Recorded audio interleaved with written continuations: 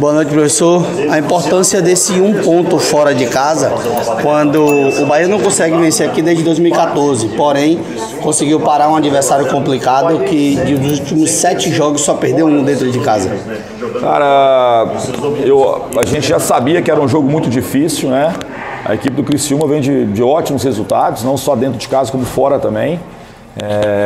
E acho que a gente teve uma dificuldade maior no primeiro tempo, mas no segundo tempo a gente controlou muito bem e a gente esteve muito perto de poder vencer o jogo no segundo tempo. Então é um ponto importante, a gente não tem que lamentar assim, né? Claro que a gente gostaria do triunfo, dos 3 pontos, mas a gente leva, né, para Salvador agora um ponto importante contra uma grande equipe, uma equipe que está fazendo uma grande campanha e nos seus domínios é muito difícil de ser batido, então a gente tem que enaltecer a dedicação dos atletas, o empenho, para que a gente pudesse construir esse triunfo. A gente fez por onde até no segundo tempo, sair com um resultado ainda melhor. Anderson, o que está faltando para o Bahia conseguir vencer longe do torcedor nesse segundo turno? Cara, mas são jogos difíceis, né?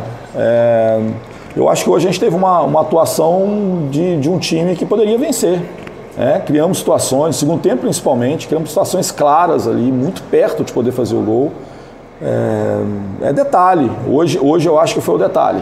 Anderson, o primeiro tempo, quando a gente percebeu a escalação do Bahia, nós vimos aí um Bahia com 4 atacantes. Ricardo Goulart, com o Davó, também ali com o Jacaré e também com outro jogador que eu acabei esquecendo, o Copete também, formando aqueles 4 jogadores ali. E a equipe acabou retraindo um pouquinho mais, esperando mais o Criciúma. No segundo tempo o Bahia veio mais para cima. O que você percebeu? Qual foi a mudança no vestiário para que o Bahia entendesse um pouco melhor o jogo e viesse para cima do Criciúma? Eu acho que o problema não foi nem isso, cara. A gente teve uma posse de bola muito mais defensiva, entendeu? Isso não é nada programado, porque o Criciúma também não conseguia pressionar. A gente ficava com a bola lá atrás e o Criciúma não conseguia roubar essa bola. Acho que no segundo tempo a gente conseguiu vencer um pouquinho essa primeira pressão e começamos a construir mais situações. Então a gente, é claro, o Criciúma jogando em casa, ele precisa tomar também rédeas do jogo. E acho que no primeiro tempo, em alguns momentos, a gente teve equilíbrio. Em determinado momento a gente sofreu um pouquinho, principalmente com os cruzamentos, que a gente já sabia que era uma alternativa boa aqui da equipe do Criciúma. E a gente talvez não tenha conseguido filtrar tanto, encurtar mais esse cruzamento que foi melhor aí no segundo tempo, na segunda etapa. Você mexeu na equipe no segundo tempo, né? O que você pensou naquele momento? Você tirou o Davó e também no Jacaré. A gente fez uma opção por 2 jogadores também qualificados. O Raí tem velocidade, tem característica parecida com o Jacaré.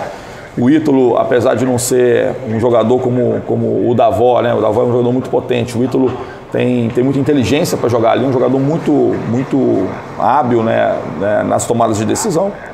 E a gente pensou que a gente pudesse sustentar um pouquinho, criar algumas situações como aconteceu. Você utilizou o Rezende hoje mais como um zagueiro pela esquerda, por que a opção por manter o Rezende quando o Luiz, que é da posição, voltou de suspensão e ficou no banco? Não era a característica do jogo hoje, assim, até pro Luiz, cara, porque é um time que cruzava muitas bolas, assim, e a gente até no primeiro tempo sofre, mesmo tendo o Copete e o próprio Rezende por ali. Então, assim, a gente tem que criar algumas opções. A gente perdeu o Bahia e a gente precisava criar algumas situações. Acho que o Rezende fez um bom jogo lá na Fonte, a gente teve uma postura boa e a gente quis dar continuidade. E claro que a gente confia muito no Luiz, quando a gente achar que foi interessante. Ele é um lateral mais agressivo em termos de ofensividade, então a gente vai fazer essa escolha. Para a próxima partida, você espera poder contar já com o Caio Vidal? Olha, a gente está acompanhando assim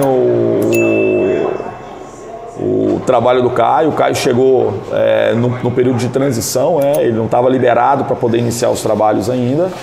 A gente está aguardando até que ele tenha a condição plena. Não adianta a gente, de alguma forma, antecipar algumas situações. Eu fico vendo assim que às vezes as pessoas têm muita ansiedade que o jogador que foi contratado, ele já possa rapidamente ter condições. Às vezes ele não tem, ele precisa se chegar no clube, se adaptar, conhecer um pouquinho os atletas.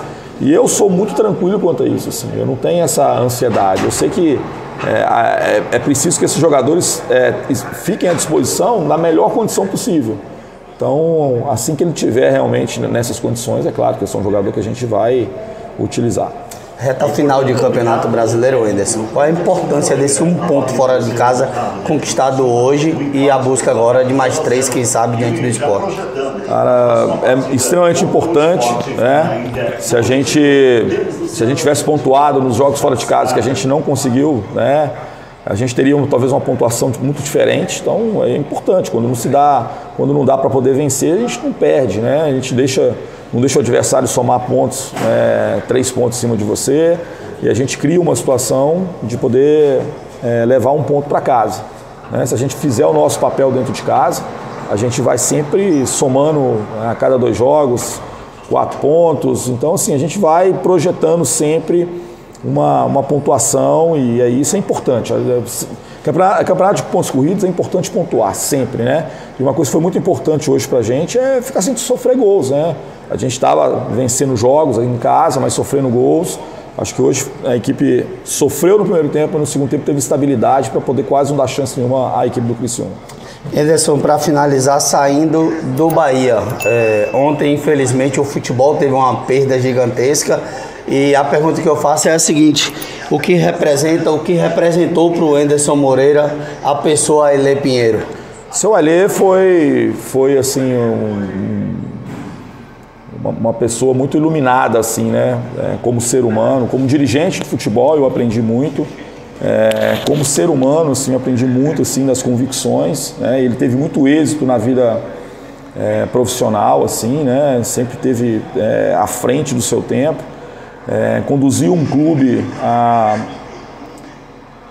com muita dignidade e com muita austeridade também, assim, de nunca permitir que o clube fizesse ou desse passos maiores do que aquilo que o Goiás podia fazer. Estruturou muito o clube.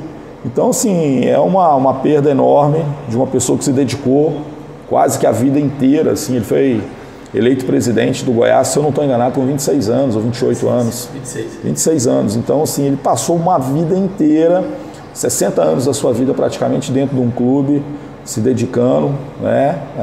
Fazendo aportes financeiros em alguns momentos, alguns empréstimos. Então, assim, o senhor Alê me deu uma grande oportunidade, assim, né? No momento que eu estava buscando, né? Era muito desconhecido ainda no meio do futebol profissional.